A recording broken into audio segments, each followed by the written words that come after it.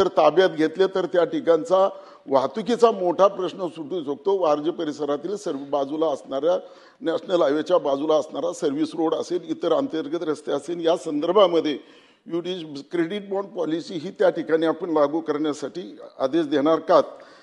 दुसरा प्रश्न असा आहे। परत तिसरा प्रश्न असा आहे की अमेनिटी स्पेसवर जे भाडे तत्वावर या ठिकाणी पुणे महानगरपालिका जागा देत असते, त्या भाडे तत्वावर किती जागा आजपर्यंत आपण माझ्या मतदारसंघामध्ये दिलेला आहे, त्या सर्व जागेच्या संदर्भामध्ये आपण ते ज्यांना दिले असेल ती यादी या ठिकाणी मला पटलावर ठेवणार का?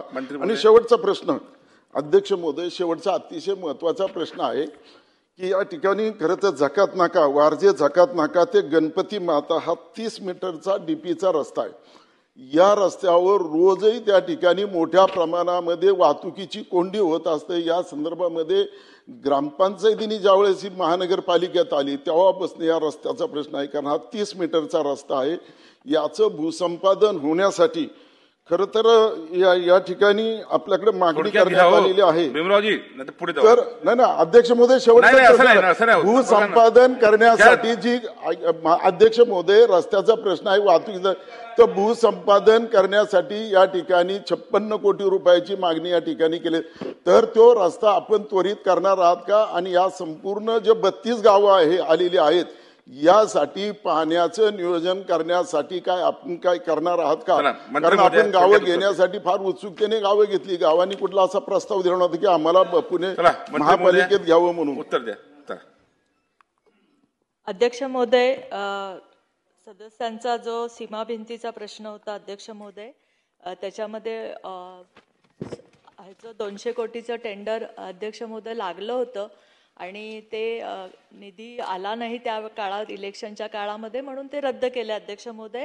ते टेंडर आता फेरनिविदा काढण्यासाठी अध्यक्ष महोदय आपण निर्देश दिलेत, कारण कलेक्टरकडे आता 30 कोटी रुपये जमा झालेले आहेत, तर त्यामुळे त्याची फेरनिविदा काढून आपण सीमाभिंतीला त्यांच्या याच्यामध्ये त्यांच्या मतदारसंघातले ते 75 कोटीचं काम आहे ते त्यांना मिळेल अध्यक्ष महोदय। त्याचप्रमाणे त्यांचा जो पाणी पुरवठ्याच्या जलशुद्धीकरण प्रकल्प आणि पाण्याच्या लाईन्स वगैरे टाकण्यासाठी आपण 32 गावासाठी नगरोत्थानमध्ये आपण मागणी द्यावी असं निर्देश ऑलरेडी अध्यक्ष महोदय दिलेले आहे, कारण बैठक आपण घेतली होती या संदर्भातली।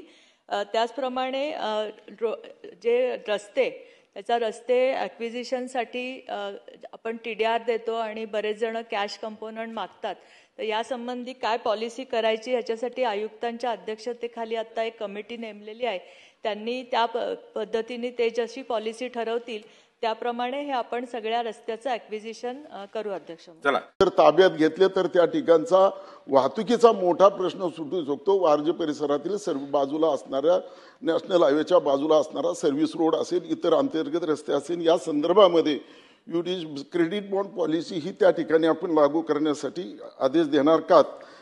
दुसरा प्रश्न असा आहे। परत तिसरा प्रश्न असा आहे की अमेनिटी स्पेसवर जे भाडे तत्वावर या ठिकाणी पुणे महानगरपालिका जागा देत असते, त्या भाडे तत्वावर किती जागा आजपर्यंत आपण माझ्या मतदारसंघामध्ये दिलेला आहे, त्या सर्व जागेच्या संदर्भामध्ये आपण ते ज्यांना दिले असेल ती यादी या ठिकाणी मला पटलावर ठेवणार का? आणि शेवटचा प्रश्न अध्यक्ष महोदय, शेवटचा अतिशय महत्त्वाचा प्रश्न आहे की या ठिकाणी खरं तर जकात नाका, वारजे जकात नाका ते गणपती माता हा 30 मीटरचा डीपीचा रस्ता आहे।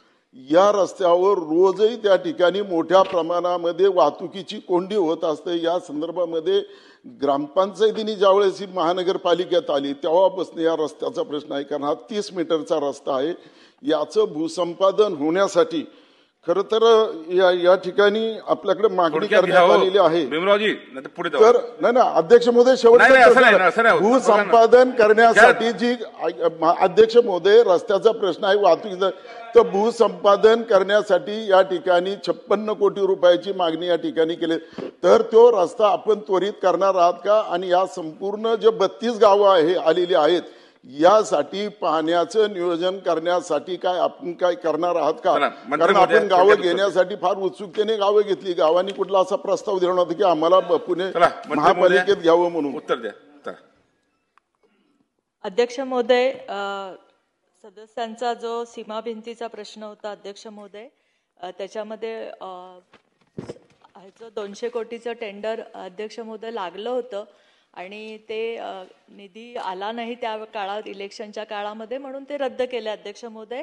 ते टेंडर आता फेरनिविदा काढण्यासाठी अध्यक्ष महोदय आपण निर्देश दिलेत, कारण कलेक्टरकडे आता 30 कोटी रुपये जमा झालेले आहेत. तर त्यामुळे त्याची फेरनिविदा काढून आपण सीमाभिंतीला त्यांच्या याच्यामध्ये त्यांच्या मतदारसंघातले ते 75 कोटीचं काम आहे ते त्यांना मिळेल अध्यक्ष महोदय. त्याचप्रमाणे त्यांचा जो पाणी पुरवठ्याच्या जलशुद्धीकरण प्रकल्प आणि पाण्याच्या लाईन्स वगैरे टाकण्यासाठी आपण 32 गावासाठी नगरोत्थानमध्ये आपण मागणी द्यावी असं निर्देश ऑलरेडी अध्यक्ष महोदय दिलेले आहे, कारण बैठक आपण घेतली होती या संदर्भातली.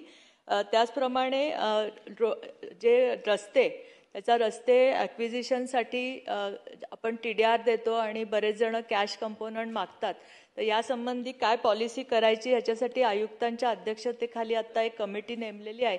त्यांनी त्या पद्धतीने ते जशी पॉलिसी ठरवतील त्याप्रमाणे हे आपण सगळ्या रस्त्याचं ॲक्विजिशन करू अध्यक्ष. चला, तर ताब्यात घेतले तर त्या ठिकाणचा वाहतुकीचा मोठा प्रश्न सुटू शकतो. वारजे परिसरातील सर्व बाजूला असणाऱ्या नॅशनल हायवेच्या बाजूला असणारा सर्व्हिस रोड असेल, इतर अंतर्गत रस्ते असेल, या संदर्भामध्ये क्रेडिट बॉन्ड पॉलिसी ही त्या ठिकाणी आपण लागू करण्यासाठी आदेश देणार का?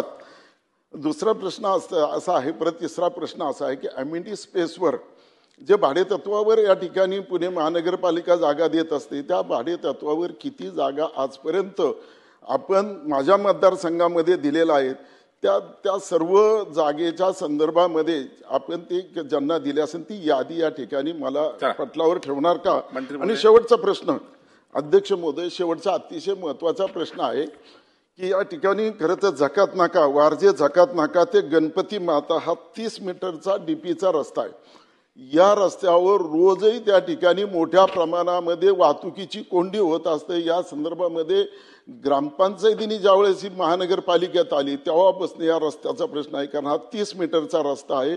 याचं भूसंपादन होण्यासाठी खरं तर या ठिकाणी आपल्याकडे मागणी करण्यात आलेली आहे. तर नाही ना अध्यक्ष महोदय, शेवटचा भूसंपादन करण्यासाठी जी अध्यक्ष महोदय रस्त्याचा प्रश्न आहे वाहतुकीचा, तर भूसंपादन करण्यासाठी या ठिकाणी 56 कोटी रुपयाची मागणी या ठिकाणी केली. तर तो रस्ता आपण त्वरित करणार आहात का? आणि या संपूर्ण जे 32 गावं आलेली आहेत यासाठी पाण्याचं नियोजन करण्यासाठी आपण काय करणार आहात का? कारण आपण गावं घेण्यासाठी फार उत्सुकतेने गावं घेतली. गावांनी कुठला असा प्रस्ताव दिला नव्हता की आम्हाला पुणे महापालिकेत घ्यावं म्हणून. उत्तर द्या अध्यक्ष महोदय. सदस्यांचा जो सीमा भिंतीचा प्रश्न होता अध्यक्ष महोदय, त्याच्यामध्ये ह्याचं 200 कोटीचं टेंडर अध्यक्ष महोदय लागलं होतं आणि ते निधी आला नाही त्या काळात, इलेक्शनच्या काळामध्ये, म्हणून ते रद्द केले अध्यक्ष महोदय.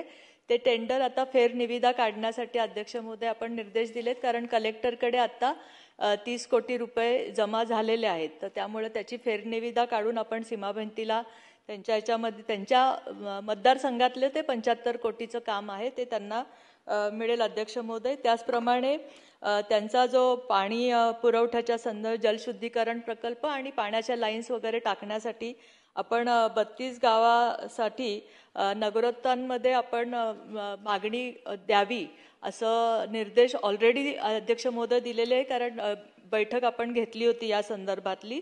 त्याचप्रमाणे जे रस्ते त्याचा रस्ते ॲक्विजिशनसाठी आपण TDR देतो आणि बरेच जण कॅश कंपोनंट मागतात. तर यासंबंधी काय पॉलिसी करायची ह्याच्यासाठी आयुक्तांच्या अध्यक्षतेखाली आता एक कमिटी नेमलेली आहे. त्यांनी त्या पद्धतीने ते जशी पॉलिसी ठरवतील त्याप्रमाणे हे आपण सगळ्या रस्त्याचं ॲक्विजिशन करू अध्यक्ष.